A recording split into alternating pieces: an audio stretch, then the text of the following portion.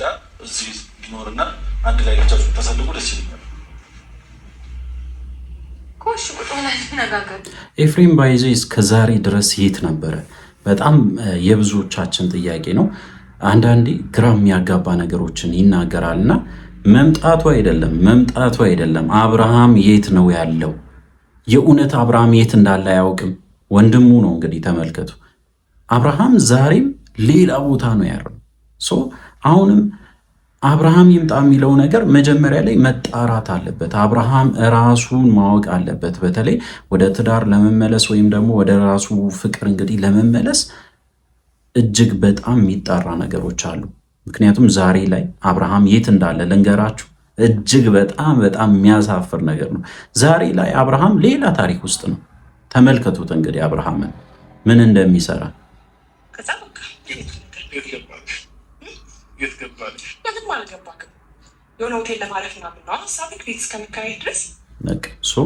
አብርሃም ሄርሜላ ጋ ነው ያለው። ስለዚህ አብርሃም መጀመሪያ ላይ ሩታን በትክክል ይቅርታ ጠይቆ ወደ ራሱ መመለስ አለበት ብዬ ነው የማስበው። አብርሃም እኮ ስላጠፋ ነው፣ አሁን እያጠፋ ነው ብቻ አይደለም። ሩታ ሆን ብላ ነው አብርሃምን የለቀቀችውና አሁን ላይ በደንብ እያየችው ነው። በቃ በአንድ ቀን እንግዲህ ትላንትና ከቤት ወጥቶ ዛሬ ላይ ሄርሜላ ጋ ነው አብርሃም ያለው።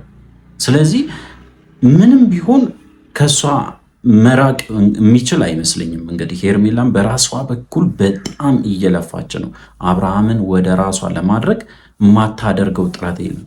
ስለዚህ ያው ኤፍሬም የምትናገረውን ነገር ብታውቅ የተሻለ ነው። አብርሃም የት ነው ያለው? መጀመሪያ ላይ አብርሃም ይምጣና አንድ ላይ መኖር ትችላላችሁ፣ ኖርማል ነገር ነው። ግን አብርሃም የት ነው? እሱ ነው እንግዲህ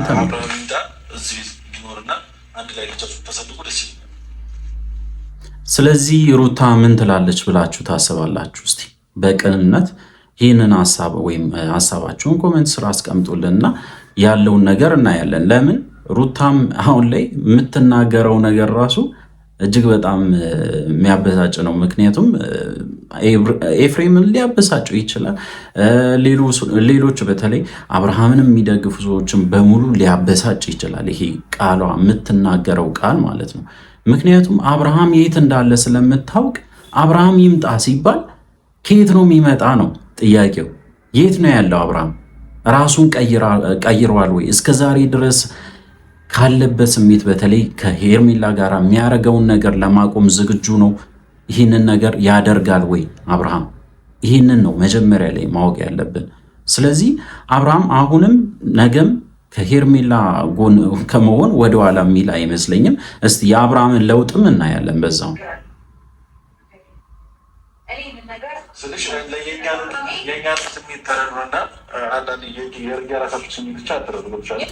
አሁን ምንድነው የእኛን ስሜት ተረዱና አንድ ላይ ሆኑ ነው ኤፍሬም የምትለው ነገር። እኛ ደስ እንዲለን እናንተ አብራችሁ ሁኑ ወይም ደግሞ ወደ ፍቅራችሁ ተመለሱ እያልክ ነው። ይህ ትክክል ነው ወይ? የእውነት የእኛን ስሜት እኮ መረዳት ምንም አይጠቅማቸው። አንድ ላይ ለመኖር ትክክለኛ ውሳኔ የሚወስኑት አንድ ሲሆኑ ወይም ደግሞ አብርሃም ራሱ ተቀይሮ ወደ ራሱ ማንነት ሲመለስ ነው እንጂ አንድ ላይ ከሆኑ ምንም እንግዲህ ነገም ለሚጣሉ ነገር ዛሬ ላይ አንድ ላይ ቢሆን ምንም ጥቅም የለም።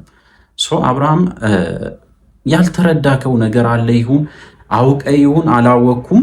በተለይ ኤፍሬም የምትናገረው ነገር ትክክል አይደለም። በቃ አሁን እሷ ጋር ሄደ እንደ ማስፈራራትም ጭምር ነው ባይዚ ዛሬ ያየሁትና ምን አይነት ንግግር እንደሆነ አላውቅም። እያስፈራራት ከሆነ እሱ ሌላ ነገር ነው። አብርሃምም እንግዲህ ተመሳሳይ ወንድም አለው ማለት ነው። ለምን ምን ችግር አለ? ማይበት ምክንያት ልጃችሁን ተሰደዱ ምን ችግር አለ? አሁን እንደ ቅንነት ካየ ነው ጥሩ ነው። በአንድ ላይ ቢያሳድጉ መልካም ነው። ሁላችንም የምንቀበለው ነገር ነው። አብርሃም ግን ራሱን አልቀየረም። እስከ ዛሬ ድረስ ሲያሳይ የነበረው በተለይ ሰሞኑን ሲያሳየን የነበረው እያንዳንዱ ቪዲዮ የውሸት ነበር። በአንድ ቀን ነው ወደ ሄርሜላ የተመለሰውና ወደ ሄርሜላ መመለስ ብቻ አይደለም። ሄርሜላ ደግሞ በጣም ብዙ አማራጮችን እየሰጠችው ነው። በየቀኑ ማለት ይቻላል ይደዋወላሉ።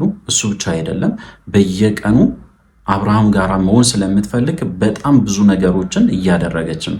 በጣም ብዙ አማራጭ ስለሚያገኝ ከሄርሜላ ላይ ወደ ሄርሜላ የመሄዱ እድል በጣም ከፍተኛ ነው ማለት ነው። አትሂድ እየተባለ ቤቷ ድረስ ሄዷል። እንግዲህ ዛሬ ነገ ደግሞ ምን እንደሚፈጠር መገመት አይከብድም። አሁን አብርሃም ተቀይሯል አልተቀየረም ሁላችሁም ታውቃላችሁ። በቪዲዮም እያያችሁ ስለሆነ ምንም የሚያጠራጥር ነገር የለውም። አንድ ላይ ይሆናል። ወደፊት አብሮ አንድ ላይ መኖር ይችላል። አሁን ራሱ አብሮ መኖር ይችላሉ። ግን ነገ ላይ ለሚለያዩ ነገር ዛሬ ላይ አብሮ ባይኖሩ የተሻለ ነው ብዬ ነው የማስበው። ምክንያቱም መቀየር አለበት አብርሃም። መቀየር ብቻ አይደለም፣ አብርሃም ስህተቱን አምኖ ይቅርታ ጠይቆ ወደ በፊቱ ህይወት መመለስ አለበት እና ይህንን ያጠፋውን ጥፋት ደግሞ እንዳይደግመውም ጭምር ነው እንጂ ዛሬ ላይ የሚያደርጋቸው ነገሮችን እያየን አብርሃም ወደ ትዳር ተመለስ ወይም ደግሞ ሩታ ይቅር በይውና ወደ ቤትሽ አስገቢ ማለት ሌላ ነገር ነው።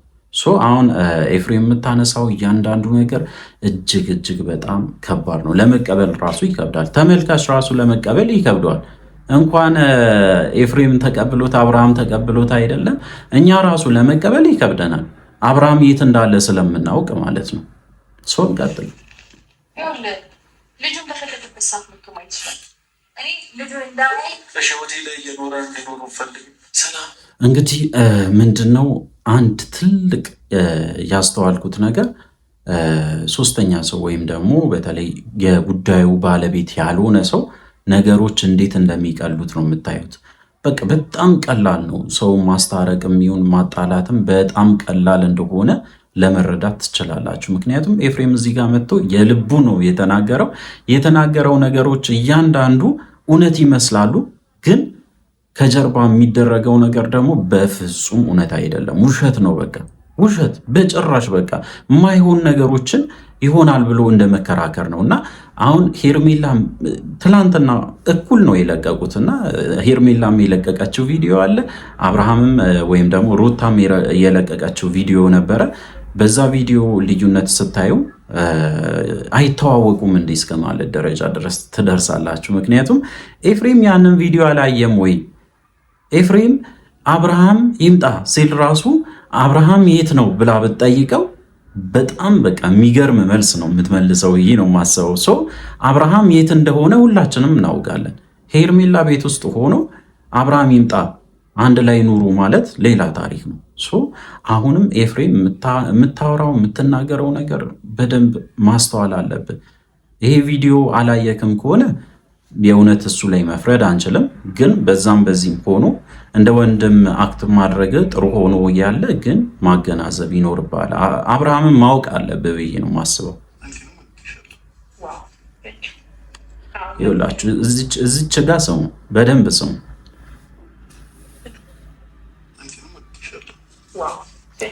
አንቺንም ወድጄሻለሁ ነው የሚለው እዚች ፓርት ላይ እና በደንብ ካልተሰማችሁ በደንብ እንዲሰማችሁ ብዬ ነው። እስቲ እንግዲህ በደንብ እናሰማችሁ፣ በተለይ ላልሰሙ ሰዎች።